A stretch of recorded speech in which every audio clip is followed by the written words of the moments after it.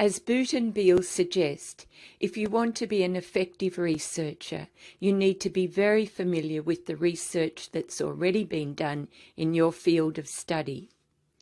This video focuses on literature reviews that form part of a research proposal or a thesis or dissertation, although the same principles apply if you are writing a standalone literature review. So where and how do you begin reviewing the literature? A good way to start is to find out the authors in your field who are generally regarded as having made the most significant contributions.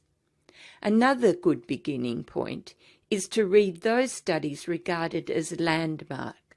In other words, studies with findings that have changed the way people think about your topic. If you don't know who these people or papers are, first contact a reference librarian and ask for help with keyword searches and appropriate databases.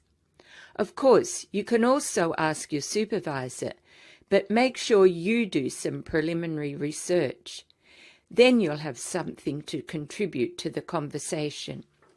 Often this happens. Full of enthusiasm, you start reading and then, after a while, you stop and think to yourself, what's the purpose of doing a literature review?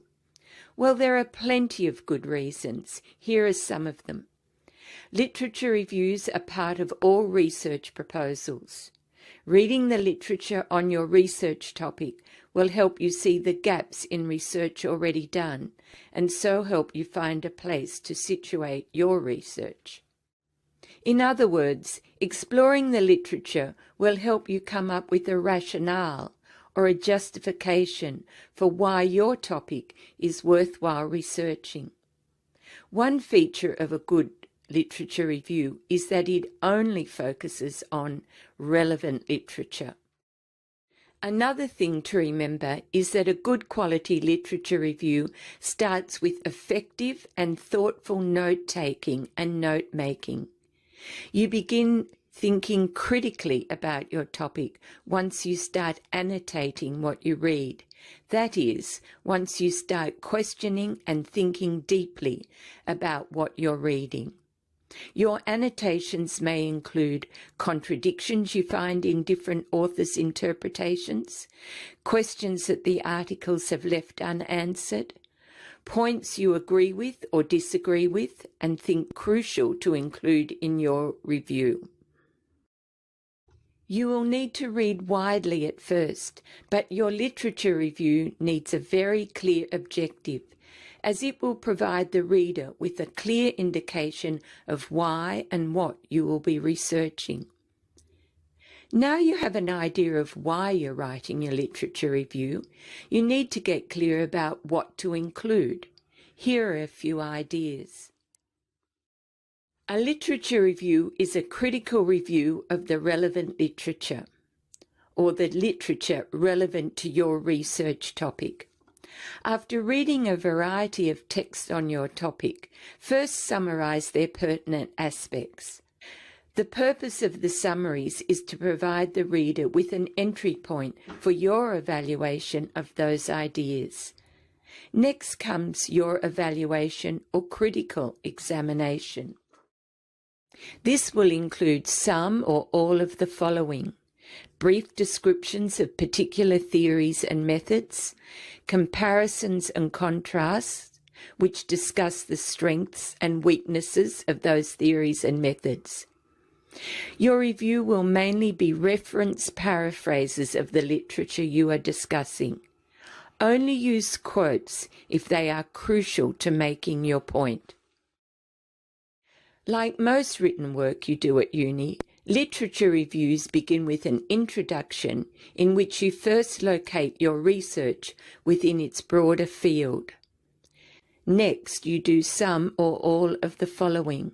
Establish your reasons for doing the review.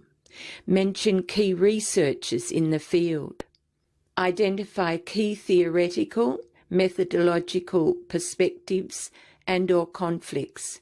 Make the case for the importance of your research. State how the review will be organised. In the body of your review, your critical and evaluative thinking, in other words, your voice, becomes apparent. So first plan how you will organise your ideas. Here are some possibilities. Identify patterns or trends in authors' theoretical and/or methodological approaches and critique them.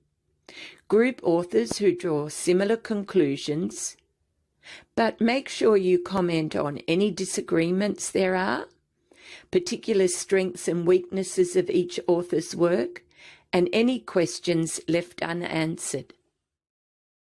In terms of structure, begin every paragraph with the topic sentence.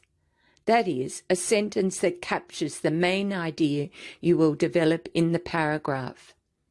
Discuss and analyse each idea in relation to your research topic, using referenced explanations and examples. Conclude by making a linking comment to the next paragraph, if that's possible. So, to recap, in your literature review, include discussion and critical comment on previously published research. Identify the gaps in present research and what new avenues of research have been suggested. Identify what you will pursue. Don't include new ideas or information not already in the literature.